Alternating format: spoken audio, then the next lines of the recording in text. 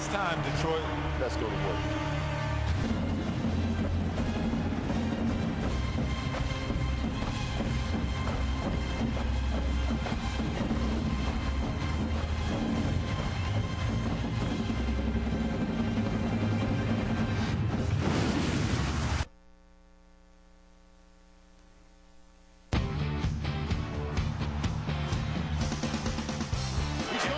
They just teed him up again. What they're not going to take from Wallace is an outburst. Rasheed Wallace should know that. This is the emotional side of this young guy. Welcome back to Quite Frankly. Few things have been able to stop Detroit's Rasheed Wallace from having his way on the court. But this year, a new rule resulting in an automatic suspension for any player picking up his 16th technical foul did just that. Fortunately for Rasheed, Detroit didn't miss a beat without him. A few days before picking up that 16th foul, I was pleased to welcome Rasheed to New York and the set of Quite Frankly.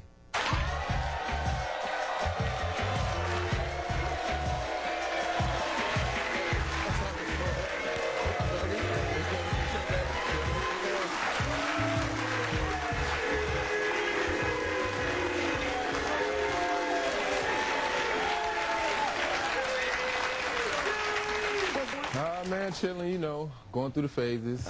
I feel special, you know, you got the nice crew cutting the whole nine. I know you like wearing that. But let me ask you this question before I even get into you and the whole bit, and I see your whole crew in there, got a whole bunch of Detroit Pistons fans. Let me get the bad stuff out of the way first. You lost Game 7 of the NBA Finals. Let's just get that out of the way first. What happened? It was a good game, you know, can't deny what they did. They hit big shots down the stretch, and we didn't. To me, that was the bottom line. You know, it was a classic. It was a classic Game 7, you know, like I grew up watching. So, can't be mad at us. What's the difference between, because you went in there, you were down 3-2, you were up, I mean, you came there, you won Game 6 in San Antonio. So, Game 7, did anything differently happen other than what you just said? I mean, I just said to myself, wait a minute, you know, you guys can, you can take these boys in Game 7. Was it the kind of situation where they just played better, you guys had a bad game, or was it the fact that you were in San Antonio instead of Detroit?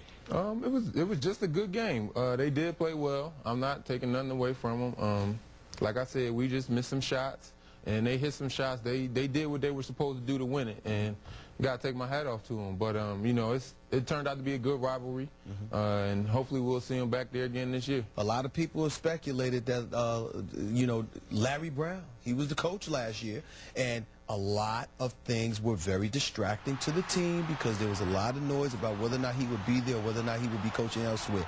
What is your take on that? Was that a distraction at all? Nah, not to us. Not to us, because, I mean, no matter what happened or, you know, what he was going through, we were still the 5 guys out there on the floor.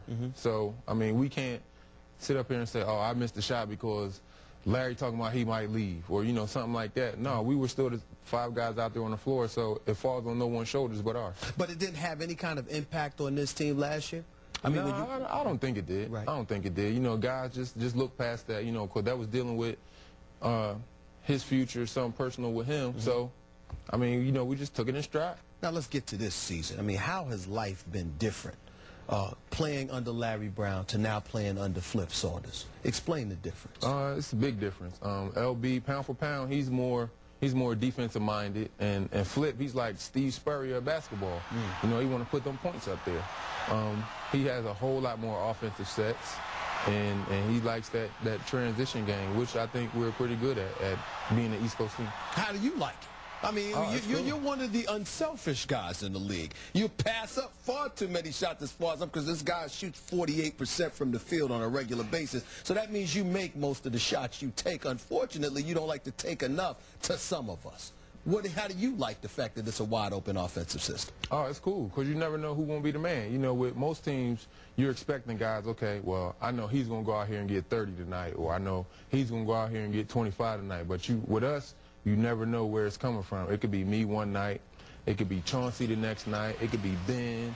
Tayshaun, Rip, Dice. It don't matter. You never know where you're going to get it from. But at some point, you know, we all coming together, we going to get it. But the way you guys used to talk about Larry Brown last year, you sort of got the impression that a new coach coming in would have a hard way to go because Larry Brown was considered to be a great coach. So you got a new guy coming in after going to 2 straight NBA finals, winning the NBA championship a couple of years ago. A lot of people anticipated it was going to be difficult for Flip Saunders. Why hasn't it been difficult? It's dealing with a veteran ball club. We know what our prize is at the end of the season. That's to get that hardware back in the D. And, you know, Flip, he's a good coach. And, you know, it's not like to the point where he has to yell at us constantly in practice, like we got 2-3 hour practices or anything like that. He's dealing with a veteran ball club. So, you know, it's a lot of things that you don't have to say. It's just their mentally. What did you guys say to him when he first came in as the head coach? I imagine y'all had conversations. Yeah, we had our little talks here and there. He told us what he expected from us throughout the year, and you know, we want guys to buckle down, play hard, and it was nothing that we didn't already do what he asked us. Do you feel this team is better prepared to capture an NBA championship than the one last year? I think we are, for the simple fact that we're more hungry. That's how we jumped out the starting blocks early this season. We know the things that we have to do now to win if it comes to a Game 7, if we do get back there to that championship, which I'm expecting. So we know what to do. What do you have to do? Buckle up. You know, it was a little bit, we were kind of lackadaisical last year because we were like, oh, we the champs, you know, so we're going to get some calls and this and that. But hold it. Time out. Rasheed Wallace thought he was going to get some calls? Yeah. Hey, every man has a wish. So you thought you were going to get some calls. Forgive me to pause that way, but I'm saying to myself, you thought you were going to get some calls from the referees. Yeah, I mean, it's history. The champion, you know, going to get some calls. Like being in a professional fight, you know, the champ, he might get knocked down, but the ref, oh, he slipped, you know. It might be one of them, but Rasheed, you seem to be a bit more mild-mannered than you have in years past. Any reasons why? Marriage, family, Mama Wallace? Yeah, Let's not forget her. A lot of that plays in it. My wife, you know, mainly right now, my wife hit me with some real things one night and said, you know, you can't be out there acting like that sometimes because my kids is watching and my baby girl is watching. When she had this conversation with you? I said it was probably right before the season started. This season? Yeah, around August, September. You know, we were just sitting at home talking one night, and you know, at first I was like, yeah, but some things I seen my son doing, you know, just playing around the house and playing with his little cousins and stuff, just get mad for no reason. And I was like, damn, and every time he do, she look at me like, see? So, you know, it was pretty much for them, and you know, I don't want to bring all that negativity and hardship on them. So how have you changed specifically in your estimation? Just learn other ways to blow off that steam when you know, I'm upset out there on the court or whatever. And what other ways? Do tell. Just to bite my tongue, and now it's just dirty looks. Even though I got a text before for looks. You got text for looks. How's that? I mean, that's not a good strategy. Yeah. Well, I mean, you know, my wife tell me try to laugh it off and things like that, but I even got a text for laughing. So let me get this straight. You got a text for running your mouth, so you stop that a little bit.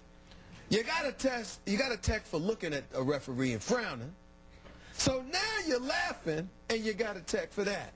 Any other strategies you care to employ? Man, I'm going to try them all. I'm going to try, you know, ever got any good suggestions, I'm going to try it. Stephen A. Smith in the house with Rasheed Wallace in a minute. I'll be talking about his place among the elite big men in the NBA, plus Kobe, LeBron, Steve Nash, and a whole lot more. Make sure to stay right there. We'll be right back.